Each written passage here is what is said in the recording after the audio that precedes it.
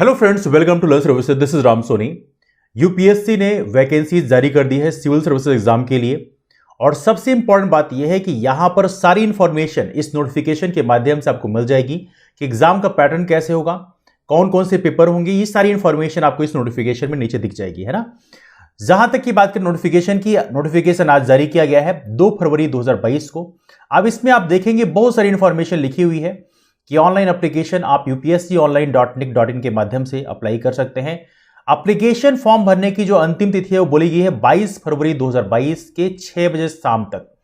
तब तक आप लोग अपना एप्लीकेशन फॉर्म फिल कर लें। हालांकि जरूरी यह है कि आप लोग जल्द जल्द फॉर्म को फिल कर लें, जो कई बार सेंटर मिलने में थोड़ी दिक्कत हो जाती है। दूसरी बात, प्रीलिम्स के एग्जाम की यदि हम बात करें तो यहां पर पेनाल्टी निगेटिव मार्किंग होगी। और ये कोई नई बात नहीं है, यूपीएससी में हमेशा से निगेटिव मार्किंग होती आई है, तो ये तो आप लोग जानते हैं, इसमें कोई नई बात नहीं है। और इसके अलावा यहाँ पे बहुत सारी चीजें और भी लिखी हुई है। मोबाइल फोन वगैरह बैन किए गए हैं, ये सारी चीजें आप लोग ऑलरेडी जानते हैं। एग्जामिनेशन सेंटर में आपको नहीं मिलेगा ये सब यूज करने के लिए, दैट्स नॉट न्यू थिंग। अब यहाँ पे देखिए कौन कौन सी सर्विसेज आपको अलॉट की जाएंगी। तो यूपीएससी सिविल सर्विसेज ने यहां पर जारी किया है कुल 14 पोस्ट के बारे में, जिसमें आईएएस है, आईएफएस है, आईपीएस है, इंडियन ऑडिट अकाउंट सर्विसेज है ग्रुप ए में, Indian civil account services group A है, Indian corporate law services group A है, Indian defence account services group A है, Indian defence state services group A है, Indian information services junior grade A group A है, Indian postal services group A है, Indian PNT accounts and finance services group A है, Indian railway protection force services group A है, Indian revenue services group A है, और इसके अलावा Indian revenue services income tax group A है। तो दोनों आते हैं इंडियन रेवेन्यू सर्विसेज में, कस्टम्स, इनडायरेक्ट टैक्स और साथ में इनकम टैक्स, ठीक है। इसके अलावा देखा जाए तो यहां पे सारी चीजें दी है, साथ में कुछ और भी पोस्ट हैं जिसमें इंडियन ट्रेड सर्विसेज हैं, arm forces headquarter civil services group B है, दिल्ली अंडमान जिसे बोलते हैं डेनिक्स ग्रुप बी है। याद रहे डेनिक्स ग्रुप बी में आता है, जिसमें दिल्ली अंडमान निकोबार लक्षद्वीप दमन दीव दादरा नगर हवेली इनका सिविल सर्विस होता है। और इसके अलावा पुलिस सर्विसेज जिसे बोलते हैं डेनिप्स ग्रुप बी में आता है, और पौंडीचेरी सिविल सर्विस अलग से होती है जिसे बोलते हैं पॉन्डिक्स ग्रुप बी में आती है। इन सभी के लिए बेसिकली यहाँ पे वैकेंसीज जारी की गई हैं। अप्रॉक्स वैकेंसीज की हम बात करें तो यूपीएससी ने बोला है कि 861 वैकेंसीज होंगी, और इसमें 34 वैकेंसी इसमें इंक्लूड होंगी जो कि बेसिकली जो बेंचमार्क डिसेबिलिटी कैटेगरी है उनके लिए रिजर्व की गई है। 7 वैकेंसी जो है ब्लाइंडनेस और लो विजन के लिए है, 11 vacancies deaf and hard of hearing के लिए है, 8 वैकेंसीज लोकोमोटर डिसेबिलिटी। ये सारी चीजें बताई गई है किसके लिए कितनी वैकेंसीज हैं। लेकिन सबसे महत्वपूर्ण बात है, वैकेंसीज आपके सामने है वो है 861 वैकेंसी। और जहां पे अलग अलग कैटेगरीज के लिए प्रॉपर तरीके से रिजर्वेशन है, जो पॉलिसीज होंगी उसके हिसाब से रिजर्वेशन दिया जाएगा, ठीक है। नाउ इसके अलावा देखिए तो यहां पे बहुत सारी चीजें दी हुई है, उतना रिलेवेंट नहीं है तो इसको मैं प्रोसीड कर रहा हूं, आगे बढ़ाता हूं। देखिए इसमें आप लोग थोड़ा सा देख लीजिएगा कि इसमें कौन सी फंक्शनल एक्टिविटीज, फंक्शनल क्लासिफिकेशन उस सर्विस के लिए अलॉटेड किया जाता है। मतलब आपके अंदर यदि कोई किसी भी तरह की डिसेबिलिटी है तो उसमें आप इसमें देख लीजिएगा कि ये अलाउड है या नहीं है। तो इसमें उस पर्टिकुलर सर्विसेज के लिए आप थोड़ा इसको देख लीजिएगा, है ना। सिविल सर्विसेज प्रीलिम्स एग्जाम के लिए जो सेंटर्स का लोकेशन है, तो ये आप देख सकते हैं इतने सारे सेंटर्स दिए गए हैं, इनमें से कोई भी एक सेंटर आपको फिल करना पड़ेगा। मेंस एग्जाम का भी सेंटर आपको पहले से फिल करना पड़ेगा, तो ये पहले से आप लोग देख लीजिएगा। जो लोग पहले अप्लाई करेंगे तो फर्स्ट अप्लाई फर्स्ट अलॉट के हिसाब से उनको सेंटर अलॉट किया जाएगा। तो कोशिश करें फॉर्म जल्द से जल्द अप्लाई कर लें। अब इसमें प्लान ऑफ एग्जामिनेशन की बात करें तो यहां पे सिविल सर्विस एग्जाम 2 स्टेज में होते हैं, आपको पता है। पहले प्रीलिम्स होता है, प्रीलिम्स की बात करें ऑब्जेक्टिव टाइप होता है, फिर मेंस होगा, मेंस रिटन और इंटरव्यू दोनों के मार्क्स इसमें काउंट करके फाइनली आपकी रैंकिंग डिसाइड की जाएगी, उसके हिसाब से आपको सर्विसेज अलॉट की जाएगी। प्रीलिम्स एग्जाम की बात करें तो एज ऑफ नो जो एप्लीकेशंस इनवाइट किए गए हैं वो प्रीलिम्स एग्जाम के लिए इनवाइट किए गए हैं, और जब आप प्रीलिम्स क्वालिफाई कर लेंगे तो आपको डिटेल एप्लीकेशन फॉर्म 1 फिल करना पड़ेगा और फिर आपको इसको सेंड करना पड़ेगा सारी इंफॉर्मेशन के साथ में, है ना। तो ये सारी चीजें आप लोगों को पता ही होगा। लेकिन एलिजिबिलिटी की बात करें तो एलिजिबिलिटी में कौन कौन अलाउड है, तो देखा जाए तो आईएएस, आईएफएस और आईपीएस के लिए आप सिटीजन ऑफ इंडिया होने चाहिए। लेकिन बाकी जो सर्विसेज हैं, जैसे जो इंडियन रेवेन्यू सर्विसेज है या इंडियन पोस्टल अकाउंट सर्विसेज है, ये सारी सर्विसेज हैं, उसके लिए citizen of India, subject of Nepal, Bhutan, Tibetan refugee जो है ये सभी भी अप्लाई कर सकते हैं ना। या पर्सन ऑफ इंडियन ओरिजिन है जो पाकिस्तान, बर्मा, श्रीलंका या ईस्ट अफ्रीकन कंट्री से जो माइग्रेट हुए हैं वो बेसिकली यहाँ पे अलाउड है, जिसमें Kenya, Uganda, Tanzania, Zambia, Malawi, जायरे, Ethiopia, Vietnam से जो लोग आए हुए हैं, परमानेंटली सेटल हुए हैं भारत में, उनको भी बेसिकली यहाँ पे अलाउ किया गया है बाकी सर्विसेज के लिए। लेकिन आईएएस, आईपीएस और आईएफएस के लिए आप सिटीजन ऑफ इंडिया होने चाहिए, लेकिन बाकी सर्विसेज के लिए इन सबको भी अलाउ किया गया है। ठीक है। एज लिमिट्स की बात करें, एज लिमिट्स काफी इंपॉर्टेंट है। यहां पे याद रखिएगा 21 साल और 32 साल के बीच में एज होनी चाहिए आपकी, यदि आप जनरल कैटेगरी से बिलोंग करते हैं।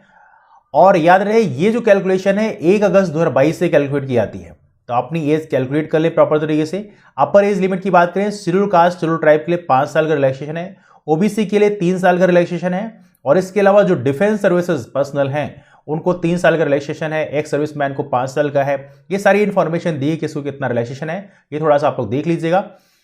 Now let's go for the next one. Minimum educational qualification की बात करें तो आपके पास में केवल ग्रेजुएट डिग्री होनी चाहिए। तो यूपीएससी के लिए आपके लिए केवल ग्रेजुएट डिग्री यदि आपके पास में है, इतना पर्याप्त है। नंबर ऑफ अटेम्प्ट्स की बात करें, कितने अटेम्प्ट्स अलाउड होते हैं यहां पे, तो याद रखिए केवल 6 अटेम्प्ट अलाउड होते हैं यदि आप जनरल कैटेगरी से बिलोंग करते हैं, अनरिजर्व्ड कैटेगरी से बिलोंग करते हैं। बाकी एससी, एसटी, ओबीसी के लिए यहां पर रिलैक्सेशन मिलता है। एससी और एसटी के लिए यहां पे देखा जाए तो 5 साल का एक्स्ट्रा रिलैक्सेशन है, मतलब यहां पे देखा जाए तो आपको 11 अटेम्प्ट मिलते हैं। ओबीसी की बात करें तो ओबीसी में 9 अटेम्प्ट मिलते हैं, है ना। चलिए, सॉरी यहां पे एक मैंने मिस्टेक कर दिया, एससी एसटी के लिए अनलिमिटेड होता है, मतलब यहां पे 21 साल से लेके 32 प्लस 5 मतलब यहां पे 37 साल तक आपके पास यहां पर अनलिमिटेड अटेम्प्ट होते हैं, आप कितनी बार भी अपीयर हो सकते हैं। ओबीसी के लिए 9 बार अटेम्प्ट हो सकता है, और पीडब्ल्यूबीडी की बात करें यहां पे 9 अटेम्प्ट होते हैं, थोड़ा सा ध्यान रखें, by mistake I said something about SC ST. Okay, now let's go for the next one. ये यहां पे इंपॉर्टेंट इंफॉर्मेशन है कि इन केस मान लीजिए आप अपीयर करते हैं प्रीलिम्स एग्जाम में, तो ये आपका एक अटेम्प्ट काउंट कर लिया जाएगा, या किसी एक पेपर में यदि आप अपीयर करते हैं तो एक अटेम्प्ट काउंट किया जाएगा। या तो मान लीजिए आप कैंडिडेचर, आप प्रॉपर तरीके से एग्जामिनेशन हॉल में चले गए हैं और बाद में आप किसी काम के कारण आपको डिस्क्वालीफाई कर दिया जाएगा, वो भी अटेम्प्ट काउंट किया जाएगा, है ना। तो कुल मिला के अटेम्प्ट के हिसाब से यदि आप एग्जाम नहीं देंगे फॉर्म भरने के बाद में तो जरूर अटेम्प्ट काउंट नहीं किया जाएगा। लेकिन यदि आपने एग्जाम में फॉर्म भरने के बाद में आपने एक पेपर भी यदि अटेम्प्ट कर लिया तो अटेम्प्ट काउंट कर लिया जाएगा, है ना। एग्जामिनेशन फीस की बात करें तो यहां पर देखा जाए तो कैंडिडेट्स को यहां पर 100 रुपए फीस पे करनी पड़ेगी। एससी एसटी फीमेल कैंडिडेट्स जो हैं इनको बेसिकली यहां पर एग्जाम्प्ट किया गया है, लेकिन बाकियों को 100 रुपए फीस पे करनी पड़ेगी। इसके अलावा एक इंफॉर्मेशन और भी, यदि आप मेंस एग्जाम में अपीयर करेंगे उस समय आपको 200 रुपए फीस पे करनी पड़ेगी, हालांकि बहुत बेसिक है। चलिए आगे चलते हैं। यहां पर ये काफी इंपॉर्टेंट है कि ओबीसी कैंडिडेट्स जो अप्लाई कर रहे हैं उन्हें ओबीसी का बेनिफिट लेने के लिए नॉन क्रिमिनल सर्टिफिकेट अब सबमिट करनी पड़ेगी, और जो इनकम है फाइनेंशियल ईयर 2020-21 का, 2019-20 का या 2018-19 का, ये फाइनेंशियल ईयर का ही उनके पास नॉन क्रिमिनल सर्टिफिकेट होना चाहिए। यदि ये नहीं है तो ओबीसी के रूप में काउंट नहीं किए जाएंगे। यदि आप इकोनॉमिकली वीकर सेक्शन रिजर्वेशन का बेनिफिट लेना चाहते हैं तो यहां पर देखा जाए तो जो असेट सर्टिफिकेट है based on income of financial year 2020-21 का सर्टिफिकेट यहां पे माना जाएगा। ओबीसी के लिए यहां पे 3 साल का मान लिया जाएगा, लेकिन इकोनॉमिकली वीकर सेक्शन के लिए केवल 2020-21 का ही माना जाएगा। यह थोड़ा सा आप लोग ध्यान रखेंगे। नाउ प्लान ऑफ एग्जामिनेशन की बात करें तो प्लान ऑफ एग्जामिनेशन बताया गया है। प्रीलिम्स एग्जाम की बात करें तो यहां पर ऑब्जेक्टिव टाइप होगा और मेंस इसके बाद होगा। जो लोग क्वालिफाई कर लेंगे इसको, उनको मेंस एग्जाम देना पड़ेगा जिसमें रिटन और इंटरव्यू दोनों काउंट के आते हैं। अब प्रीलिम्स एग्जाम की बात करें, यहां पर 2 पेपर होंगे, दोनों ही पेपर ऑब्जेक्टिव होंगे जो कि टोटल 400 नंबर का होगा। लेकिन यहां पर याद रखना है कि जो आपकी रैंकिंग डिसाइड करेगी वो जीएस के जो स्कोर है वही काउंट किए जाएंगे, है ना। सीसैट के स्कोर काउंट नहीं किए आते हैं, सीसैट सिर्फ क्वालिफाइंग होता है। ये थोड़ा सा आप लोग याद रखेंगे। इसके अलावा यहाँ पे एक और चीज है, look at this one, general studies paper 2 के लिए देखा जाए तो यहाँ पे क्वालिफाइंग कितना रखा गया, 33%, मतलब सीसैट के पेपर में आपको 33% मार्क्स स्कोर करने पड़ेंगे। जीएस पेपर 1 की बात करें तो यहाँ पे तो ऑब्वियस सी बात है, यही का जो स्कोर होता है वो फाइनली स्कोर काउंट किया आता है, जो आपकी रैंकिंग डिसाइड करती है, जो आपको प्रीलिम्स क्वालिफाई करता है। अब यहाँ पे नेगेटिव मार्किंग कितनी है, 1/3 है, मतलब यदि 2 नंबर का पेपर क्वेश्चन है, यदि आपने गलत किया तो 2/3 नंबर आप कट जाएंगे। तो ये थोड़ा सा आप लोग ध्यान रखेंगे। नाउ बाकी चीज़ें जो है बहुत बेसिक हैं, उसके बारे में ज़्यादा डिस्कस करने की जरूरत नहीं है। मेंस एग्जाम की यदि हम बात करें तो यहाँ पर रिटन एग्जाम में कुल 9 पेपर होंगे, कन्वेंशनल होंगे, वो देखा जाए सारे के सारे। अब इसमें देखा है तो कौन कौन से पेपर इसमें होने वाले हैं, तो इसके बारे में इंफॉर्मेशन आगे दी हुई है, तो उसको हम डिस्कस करेंगे। लेकिन यहां पे एक चीज याद रखना है, इंटरव्यू जो होने वाला है आपका, जो इंटरव्यू होगा वो होगा 275 नंबर का, है ना। इसमें कोई मिनिमम क्वालिफाइंग मार्क्स नहीं होता है। कई बार आप लोग पूछते हैं कि इसमें मिनिमम क्वालिफाइंग मार्क्स कितना होता है, तो आप याद रखेंगे इसमें कोई भी मिनिमम क्वालिफाइंग मार्क्स नहीं होता। This is one of the important thing, ये आप याद रखेंगे। अब यहां पे देखा जाए तो मेंस में आपको एक ऑप्शनल सब्जेक्ट भी लेनी होती है, हालांकि उसका प्रॉपर डिस्कशन आगे किया गया है, तो मैं आपको वहां पे चीजें दिखाता हूं। Just 1 second, here you go. Prelims exam के बारे में ये पूरा प्लान दिया हुआ है। 200 नंबर का हर एक पेपर होगा, जिसमें जीएस के जो पेपर है सिर्फ पेपर 1 का ही मार्क्स काउंट किया आता है। उसी के हिसाब से आपको जो नंबर स्कोर करेंगे उससे आप प्रीलिम्स क्वालिफाई करेंगे, है ना। और मेंस एग्जाम की बात करें तो मेंस एग्जाम में ये पूरा पैटर्न दिया हुआ आपके सामने, जिसमें पेपर ए है, जो कि पहला पेपर जो होगा ये इंडियन लैंग्वेज का होगा। कोई भी लैंग्वेज आप चूज कर सकते हैं। शेड्यूल में 22 लैंग्वेज हैं, जिसमें से कोई भी लैंग्वेज चूज कर सकते हैं। ये जो 300 नंबर है ये क्वालिफाइंग होते हैं, मतलब इसके मार्क्स काउंट नहीं किए आते। इसके बाद पेपर बी इंग्लिश का है, ये भी क्वालिफाइंग होता है, इसके मार्क्स भी काउंट नहीं करते हैं, 300 नंबर का होता है। अब इसके अलावा जो पेपर है इनके मार्क्स काउंट किए आते हैं मेरिट के लिए, उनमें कौन कौन से, पेपर 1 जिसमें ऐसे है, ऐसे यहाँ पे 250 नंबर का होता है। पेपर 2 में जीएस 1 है, जिसमें अपना हिस्ट्री वाला पोर्शन है, कल्चर का पोर्शन है, और ज्योग्राफी ऑफ द वर्ल्ड और ज्योग्राफी है, तो ये 250 नंबर का रहेगा। पेपर 3 जो है, जो कि GS2 के रूप में जाना जाता है, जिसमें पॉलिटी, गवर्नेंस, ये सारी चीज़ें हैं, सोशल जस्टिस, इंटरनेशनल रिलेशन है, ये आपका 250 नंबर का है। पेपर 4 की बात करें, इसमें साइंस एंड टेक पूरा है, इकोनॉमी डेवलपमेंट है, इकोनॉमी वाला है, सिक्योरिटी डिजास्टर मैनेजमेंट है, ये 250 नंबर का है। और GS4 की बात करें, जो पेपर 5 के रूप में है, एथिक्स, इंटीग्रिटी, एप्टीट्यूड है, ये 250 नंबर का है। इन सबको जोड़ दीजिए। इसके बाद में आपको ऑप्शनल पेपर देने होंगे, 2 पेपर ऑप्शनल होते हैं। जो भी ऑप्शनल आप चूज करेंगे, पेपर 1, पेपर 2 दोनों 250 नंबर के होंगे। सबको जोड़िए, 1750 नंबर है। 1750 नंबर में आपकी रैंक काउंट की जाएगी, है ना। 1750 नंबर में जितना भी आप नंबर पाएंगे उसके हिसाब से आप मेंस क्वालिफाई करेंगे, और 275 नंबर फिर जुड़ेगा आपके इंटरव्यू का, तो 2025 नंबर हो जाएगा। इस 2025 में जितने नंबर आप पाएंगे उसके हिसाब से आपकी रैंक होगी, और उसके हिसाब से आपको सर्विस अलॉट की जाएगी, ठीक है। चलिए, अब यहां पे देखा जाए तो ऑप्शनल सब्जेक्ट के लिए कौन कौन से ऑप्शनल सब्जेक्ट हैं मेंस एग्जाम के लिए, आप देख सकते हैं। ये पूरी एक लिस्ट दी गई है, आप देखिएगा।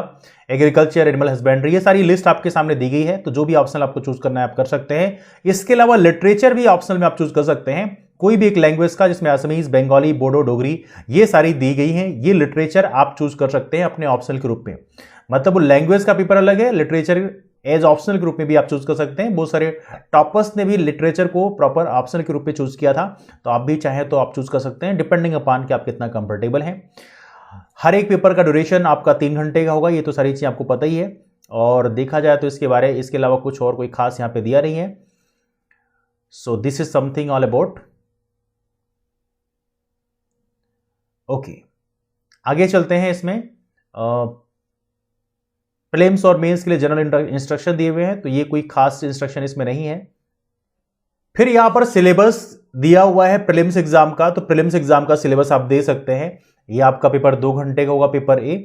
पेपर 1 है, जिसमें आपका current events, national international importance, history है, इंटरनेशनल मूवमेंट है, इंडियन वर्ल्ड ज्योग्राफी है, पॉलिटी, गवर्नेंस है, इसके अलावा इकोनॉमिक सोशल डेवलपमेंट है, जनरल इशूज एंड एनवायरमेंट है, जनरल साइंस है। ये सारा सिलेबस आप अच्छी तरह से देख लें और प्रयास करें प्रीवियस ईयर क्वेश्चन अधिक से अधिक देख लें, जिससे आपको चीजें समझने में ज्यादा आसानी होगी।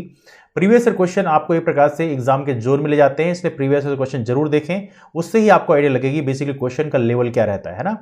इसके अलावा पेपर 2 है, पेपर 2 में देखा जाए तो क्वालिफाइंग है, सिर्फ 2 घंटे का है, जिसमें कॉम्प्रिहेंशन, इंटरपर्सनल स्किल है, लॉजिकल रीजनिंग है, डिसीजन मेकिंग है, जनरल मेंटल एबिलिटी है, ये सारी चीजें बेसिकली इसमें है, तो आप देख सकते हैं। बेसिक न्यूमरेसी है, बहुत ज्यादा इसका लेवल नहीं रहता, क्वेश्चन का पेपर काफी आसान होता है, लेकिन प्रैक्टिस करके जाना होता है। कई बार ये होता है लोग क्वालिफाई इसमें भी नहीं कर पाते हैं, इसलिए जरूरी है कि आप सीसैट का पेपर भी प्रॉपर तरीके से प्रैक्टिस कर लें।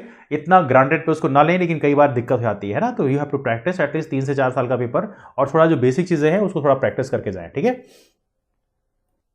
इसके अलावा मेंस का यहाँ पे प्रॉपर तरीके से सिलेबस मेंशन किया गया है, जिसमें इंडियन लैंग्वेज और इंग्लिश ये प्रॉपर तरीके से डिस्कस किया गया है, क्या क्या चीजें यहाँ पे पूछी जा सकती है आप लोगों से। फिर इसके बाद पेपर 1 में ऐसे ही हो गया आपका, ऐसे का प्रॉपर यहाँ बताया गया है, बहुत कुछ तो खास नहीं है। लेकिन फिर उसके बाद जीएस पेपर 1, इसमें आपका हिस्ट्री और कल्चर आ गया, ज्योग्राफी आ गया, ये सारी चीज़ यहाँ पे कवर की गई हैं, बताया गया क्या क्या सिलेबस में रहेगा।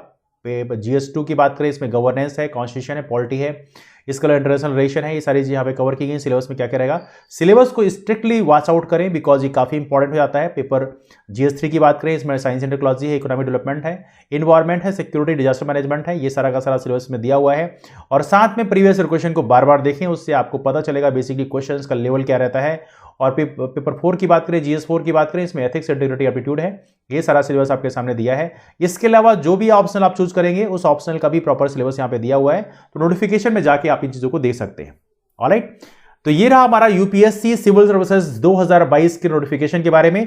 यदि आपके पास फर्दर कोई डाउट्स रहेंगे तो आप नीचे कमेंट करके पूछ सकते हैं। इसके अलावा हमारा लर्न सर्विसेज नाम का टेलीग्राम ग्रुप है, आप यहां भी आकर पूछ सकते हैं जो भी आपके पास डाउट्स हैं यूपीएससी के regarding. So you can ask what ever the questions have in mind. इसके अलावा देखा डिस्कशन को वहीं से वाइंड अप करते हैं, मुलाकात करते हैं आप लोग फिर। तब तक के लिए bye bye, take care, have wonderful day, keep move forward and take care. एक और इन्फॉर्मेशन है कि हमारे चैनल में सिविल सर्विसेज के लिए डेडिकेटेड प्लेटफॉर्म है, तो यहाँ पे बहुत सारी इन्फॉर्मेशन आपको यहाँ पे मिलती है, तो आप चैनल को सब्सक्राइब कर सकते हैं, अपने यार दोस्तों को इन्वाइट भी कर सकते हैं। तो चलिए मिलते हैं फिर, bye and take care, have a wonderful day, keep move forward and take care.